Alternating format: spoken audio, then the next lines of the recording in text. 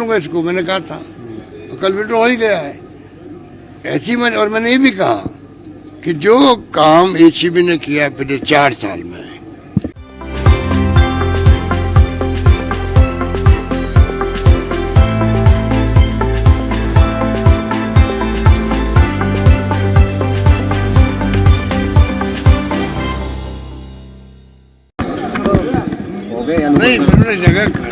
नहीं जगह से बात करो, पहले जमा दो भाई, इसे बना देगा।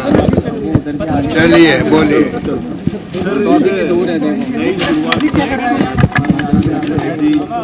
आज की बहुत बड़ा एक आपका भी सपना पूरा होने जैसे है, राजस्थान के लिए क्या करो भैया।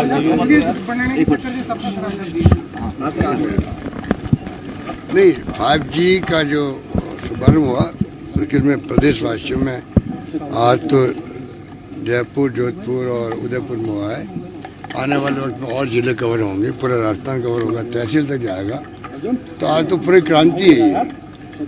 आज गुड गवर्नेंस के लिए जरूरी है, हर शिक्षा में, स्वास्थ्य में, हर विभाग के अंदर इसकी जरूरत है। उसी ढंग से आज देखिए आप रेलवे के रिजर्वेशन भी क्यों नहीं हो, अब फास्ट हो जाएगा सब काम जो है। अभी जो एक्टिविटी करते थे कंप्यूटर में, मोबाइल में आप लोग, हम लोग, वो 5G आने के बाद और ज़्यादा फास्ट हो जाएगी। तो बहुत मैं समझता हूँ गवर्नेंस में भी हमें फ़ायदा है, और जो लोग इसको यूज करते हैं उनको सबको समय की बचत होगी, तो इसके फ़ायदे ही फ़ायदे हैं। तो मुझे कहते हुए खुशी है कि आज रिलायंस जियो ने जो प्रारंभ किया 5G को, उसके लिए मैं उनको धन्यवाद देता हूँ और बधाई देता हूँ। हमारे प्रदेश के अंदर ये शुरुआत हुई है। सर, प्राइवेट कंपनीज 5G तक पहुंच चुकी है, जबकि BSNL की हम बात करें, जो सार्वजनिक क्षेत्र की कंपनियां 4G तक भी नहीं पहुंच पा रही है, उसके लिए क्या कहना चाहिए?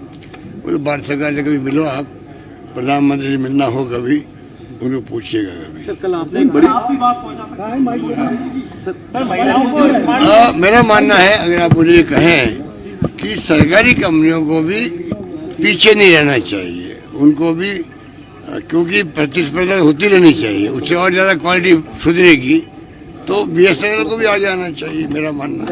एसीबी का सर एक वाला फैसला वापस हुआ है, सर एसीबी का एक ऑर्डर वापस हुआ, अफसरों ने जो किरकिरी कराई सरकार की। देखिए बात सुनो, कोई किरकिरी की बात नहीं, मैंने खुद ने कहा था उदयपुर में या पाली में कहीं कहा था कि इसको दिखवा देते हैं। कोई मुझे बताया गया 3 जजों का कोई फैसला था सुप्रीम कोर्ट का, उसके कारण कोई फैसला हुआ है। मैं तो बाहर गया हुआ था, तो मैंने कहा कि वापस ले लेंगे, मैंने खुद ने कहा था। आपने सुना होगा, मैंने टीवी में कहा था कि मैं जयपुर जा रहा हूँ, देख लेंगे क्या स्थिति है, क्योंकि पिछली गवर्नमेंट ने जो किया था उसमें उन्होंने कानून पास करके, ऑर्डिनेंस ला के ये कोशिश की थी कि मीडिया उसको छाप नहीं पाएगा, दिखा नहीं पाएगा। उसमें इसमें रात दिन का फर्क है।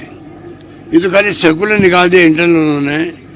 उस वक्त में ये था कि नहीं, आप बंदिश लगा रहे थे कि मीडिया इसका उपयोग नहीं कर सकता, वो एक अलग मामला था।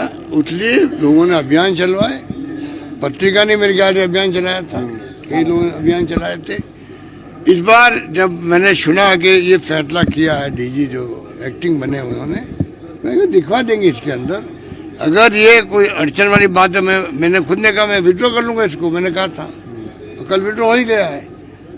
ऐसी और मैंने ये भी कहा कि जो काम एसीबी ने किया है पिछले 4 साल में, हिंदुस्तान में किसी राज्य में नहीं हुआ जो हमने किया है। तो मैंने कहा था कि वो काम उससे और बढ़ के होगा, आगे रुकने वाला नहीं है। सर्कुलर से मैंने क्लियर कर दिया था, पर मीडिया को कुछ चाहिए, वरना न्यूज़ कैसे बने उनकी। फिर न्यूज़ को बनाएंगे भाई ये हुआ, अशोक गहलोत ने कह दिया, उसने कह दिया, चलता रहता, मान्य भी नहीं करते। पर मनसा स्पष्ट है, हमें शिकायत है, विपक्ष से शिकायत है। आप छापे डालो ज़्यादा तो कहते बहुत करप्शन है, इसका मतलब छापे डालो नहीं तो करप्शन नहीं है, इसका मतलब नहीं हुआ ना। जो राज्य छापे नहीं डाल रहे हैं वहाँ करप्शन है ही नहीं। तो छापे डालने की पॉलिसी हमारी है, ज़्यादा ट्रैप करने की पॉलिसी है। एप्रिशिएट करने की बजाय उसकी आलोचना करते हैं। FIR मैंने कंपल्सरी कर दी देश के अंदर, राजस्थान राज्य वो है। पहले आधे लोग भागा देते थे थाने से ही, आधे लोग जाते ही नहीं थे शिकायत करने, भाई कुछ सुनवाई नहीं होती हमारी। जब क्राइम कम था। आज मैंने कंपल्सरी कर दिया एफआईआर को, संख्या बढ़नी थी और लोगों में हौसले बढ़ गए। कोई रेप हो गया, घटना हो गई रेप की, पहले लोग जाते नहीं थे। परिवार जिंदगी भर अंतिम सांस तक वो दुखी रहता था कि मेरी बेटी का रेप हुआ, मैं कुछ नहीं कर पाया और मेरी सुनवाई करने वाला कोई नहीं था, पुलिस ने सुनवाई नहीं करी। वो जमाना था। हमने उसको ओपन किया, एफआईआर लॉन्च करना कंपल्सरी किया। अब उनकी हिम्मत बढ़ गई कि भाई कोई घटना हुई तो हम जाके रिपोर्ट करेंगे पुलिस में, हमें न्याय मिलेगा, न्याय सुनिश्चित होगा। विश्वास हुआ, स्वागत कक्ष बनाए मैंने हर थाने के अंदर। अगर हम कोई रिफॉर्म करें तो विपक्ष को चाहिए कुछ बातों को अप्रिशिएट भी करे, तब तो उनकी क्रेडिबिलिटी बढ़ेगी। हर बात को लेकर वो आलोचना करते जाएंगे, इसलिए उनकी आक्रोश रैली फेल हुई है। एक पॉइंट उनके पास कहने के लिए नहीं है सरकार के खिलाफ में। तो लोगों ने पूछा आक्रोश हमारा आपके खिलाफ है, आप क्यों आए हो यहाँ पर? 200 लोग इकट्ठे मुश्किल से हो रहे हैं और जब उनकी यात्रा खत्म होती है तो 20 लोग बचते हैं उनके यहाँ। ये स्थिति क्यों हुई ऐसी?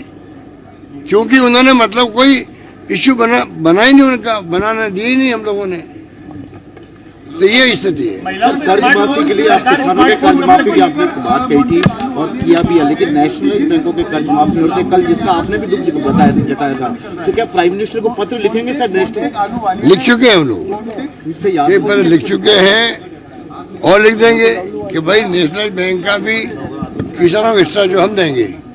हम ये तो कह रहे हैं, जैसे आप उद्योगपतियों के कर्जे या तो एनपीए करते हो या वन टाइम सेटलमेंट करते हो, उसी ढंग का सेटलमेंट कर दीजिएगा, तो जो हिस्सा आएगा किसानों का वो हम देंगे आपको। यही तो हम कह रहे हैं। बाकी ये जो झूठ बोलते हैं हमारे विपक्ष वाले, 22 लाख किसानों के माफ हुए कर दे, वो आपके ऑनलाइन पर है। 14,000 करोड़ हमने दिए हैं, माफ किए हैं। तो ये तमाम फैक्ट्स ऑनलाइन पे है भाई, फिर भी झूठ बोलते रहते हैं लोग। हाँ, केंद्रीय बैंकों का वो कोऑपरेट कर नहीं रहे। हम वहाँ भी किसानों का कर्जा माफ जो उनका रहेगा हिस्सा हम देंगे। वन टाइम सेटलमेंट तो वो करें कम से कम। सर, यूपीए सरकार में रहे मोंटेक सिंह अहलूवालिया ने भी अब ओपीएस पर सवाल खड़े किए हैं कि इससे तो आर्थिक आपातकाल आ जाएगा। अब देखिए, सारे इकोनॉमिस्ट जो है वो अपनी उनकी जो इंटेलेक्चुअल उनके पास प्रॉपर्टी है वो काम लेते हैं, वो लोग सब लेते हैं। हम तो ये मानते हैं कि हमारा मैनेजमेंट जो है, हमारा मैनेजमेंट है, वित्तीय प्रबंधन हमारे विभाग ने किया है। हम लोगों ने बैठ के बातचीत करी है। हमारा मानना है कोई काम ऐसा नहीं है जो कि हो नहीं सकता हो। एक सवाल मेरे दिमाग में आता है जो मैं आप लोगों से शेयर करना चाहता हूँ। अगर 60 साल तक देश जो है ओपीएस लागू करके और पेंशन देकर के भी विकास कर सकता है, तो क्या एक इंसान को जो नौकरी कर रहा है कर्मचारी, क्या उसको जिंदगी में बुढ़ापे के अंदर सिक्योरिटी महसूस करने का अधिकार नहीं है? क्या मैं एक ही सवाल पूछता हूँ।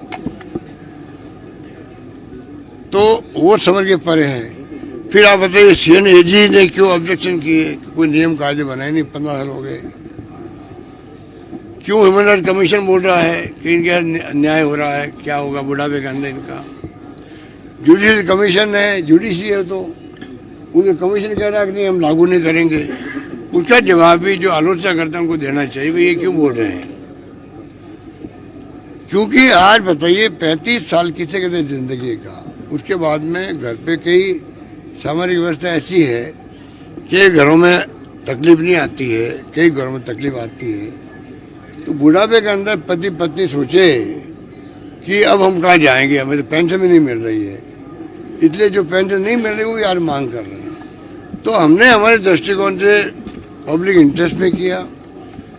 अगर करप्शन करेंगे तो ज़्यादा अच्छा लगेगा कि आपको, अगर कर्मचारी जो है उनको आप पेंशन भी नहीं दोगे तो 35 साल से सोचेगा मैं पैसे कैसे कमाऊं, जैसे बुढ़ा में मेरा ठीक निकले। और मानवीय दृष्टिकोण भी है कि वो तकलीफ पाएगा, टेंशन में काम करेगा, तो गुड गवर्नेंस में वो पूरी तरह भागीदारी नहीं निभा पाएगा, मेरा मानना है। और फिर क्यों उन्होंने भेदभाव किया है, आर्मी को ओपीएस और बीएसएफ और ओपीएस नहीं, इंडो तिब्बतन पुलिस को ओपीएस नहीं। पैरा मिलिट्री फोर्सेज को ओपीएस नहीं, एनपीएस, आर्मी को ओपीएस, ये भेदभाव क्यों? तो ये इसका जवाब देवे इसका।